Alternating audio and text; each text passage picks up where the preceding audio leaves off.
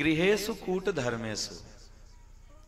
सूत गोस्वामी कहते हैं घर जो है उसमें केवल और केवल कपट धर्म है, उसमें केवल कपट है। पत्नी हो, पति हो, बच्चे हो, सब हर एक आदमी का एक अपना अपना स्वार्थ है, एक अपना उद्देश्य लेकर के बैठा है।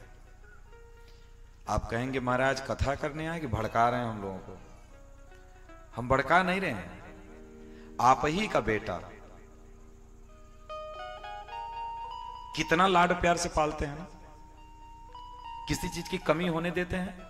नहीं होने देते हैं ना, किसी चीज की कमी नहीं होने देते। जब पैसा मांगेगा पैसा दे देंगे, कपड़ा मांगेगा कपड़ा, खाना पीना हर एक चीज सुविधा उपलब्ध किए हैं।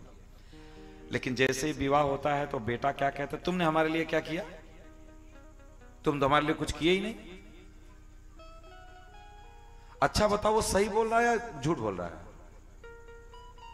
और बोलने वाले सभी बैठे हैं यहां, समय समय पे सबने अपने माता पिता को यही बोला है। आज लोगों को लगता होगा कि हमारा बेटा ऐसा बोल रहा है, आपने भी महसूस किया होगा कि हम भी अपने पिताजी को यही जवाब दिए हैं, यही बोले हैं। तो बताओ जो आपका पालन पोषण करके 20 साल आपको खिलाया पिलाया,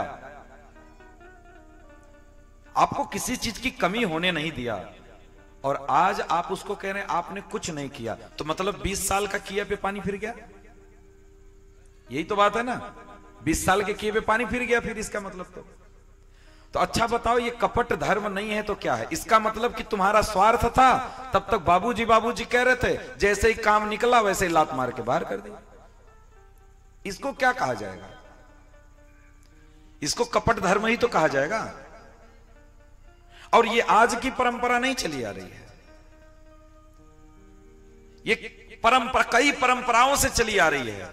हमने अपने माता को पिता को बोला और फिर ब्याज समेत हमारा बेटा हमारे मुंह पर पे बोल करके गया, ब्याज समेत उसका भी बेटा ऐसा ही बोलेगा। लेकिन एक बहुत प्यारी बात आपको हम बताएं कि जिस समय आप अपने माता पिता को कहते हैं कि तुमने हमारे लिए कुछ नहीं किया, उस समय शायद आपका बेटा 2 या 3 साल 4 साल का रहता होगा। तो क्या आप भी अपने बेटे के लिए नहीं कर रहे हैं? उस 3 साल बेटे के लिए कर रहे हैं या नहीं कर रहे हैं ना? जिस लाड प्यार से आप अपने बेटे को पाले हैं, जितना लाड प्यार दिए हैं, उतना ही ठीक लाड प्यार से आपके बाप ने आपको पाला था। लेकिन आप आज कह रहे हैं तुमने हमारे लिए कुछ नहीं किया।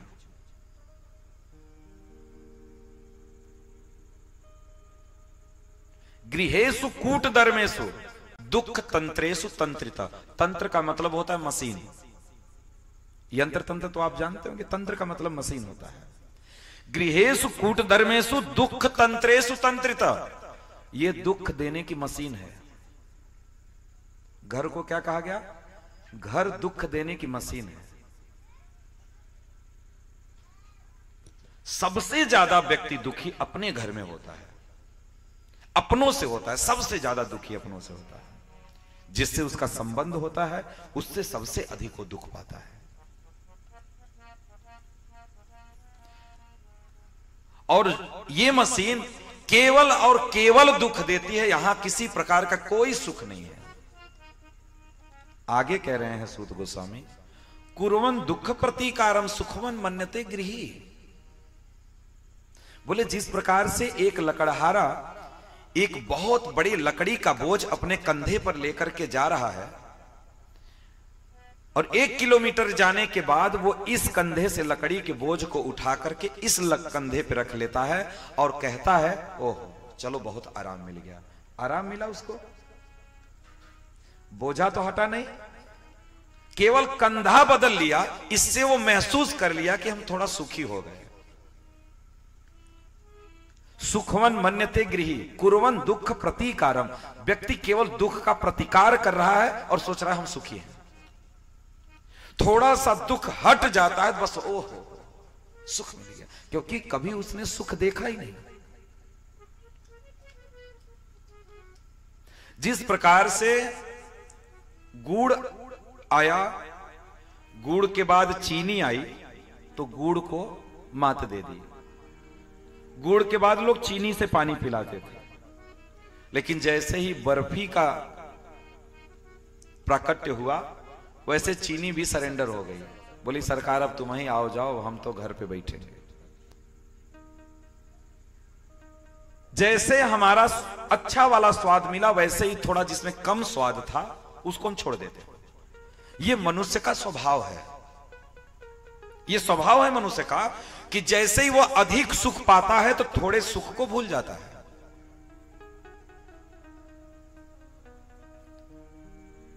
वैसे ही जिस दिन उस परमानंद का सुख मिलेगा उस दिन इस घर में आपको सुख देख करके भी नहीं दिखाई देगा। अभी मिला नहीं है इसलिए हमको लग रहा है कि यहीं इसी में सुख है, ऐसा महसूस कर रहे हैं कि इसी में सुख है। हमने देखा नहीं ना। अब जैसे गांव के दादा बाबा को बंबई ले जाकर के छोड़ दिया जाए तो वो चश्मा लगाए के ऊपर ही देखेंगे, अरे बाप रे इतनी बड़ी बड़ी बिल्डिंग, क्यों देखा नहीं कभी। जिस सुख की अनुभूति हमें नहीं हुई उसके बारे में अनुभव नहीं। हम इन्हीं दुखों में पले हैं और इन्हीं दुखों को ही हम सुख मान बैठे।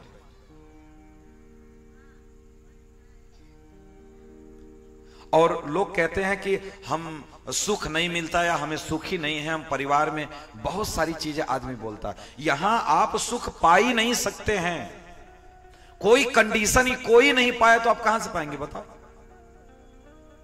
कोई नहीं पाया तो आप कहां से पाएंगे। केवल हर एक आदमी का स्वार्थ है, पत्नी का स्वार्थ है, कपड़ा ओढ़ना मिल रहा है, खाना पीना मिल रहा है, बना के आपको खिला रही है। बना के न खिलाए तो खाना पीना बंद हो जाएगा। आपका स्वार्थ है पत्नी से कि गरम गरम खाना मिल जा रहा है, गरम गरम रोटी मिल जा रहा है, बर्तन धुल जा रहा है, कपड़े धुल जा रहे हैं, कोई काम नहीं करना पड़ रहा है। पत्नी का भी स्वार्थ है, पति का भी स्वार्थ है, और बच्चों का भी स्वार्थ है, बच्चों का भी स्वार्थ है। बच्चे भी जब तक जरूरत रहती है तब तक बस आपको बाबूजी बाबूजी बाबूजी बाबूजी खूब लाड प्यार करेंगे, और जैसे ही पैसा कमाने लगा, अरे चुप रहिए आपको कुछ आता नहीं, चुप रहा करिए, बस हो गई बात खत्म। उस दिन दुख होता है, उस दिन तब आपके हाथ में कुछ खोने के लिए रह नहीं जाता, तब आपकी आंखें खुल जाती हैं।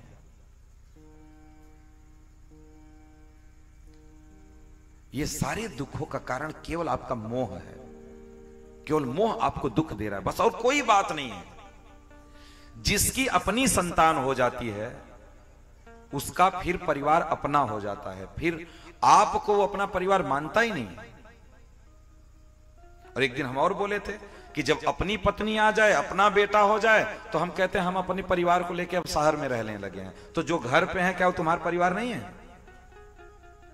यही तो बोलते हैं हम अपने परिवार को शहर में लेकर के रहने लगे। इसका मतलब मां बाप और जो भाई बंधु हैं तुम्हारे परिवार नहीं है?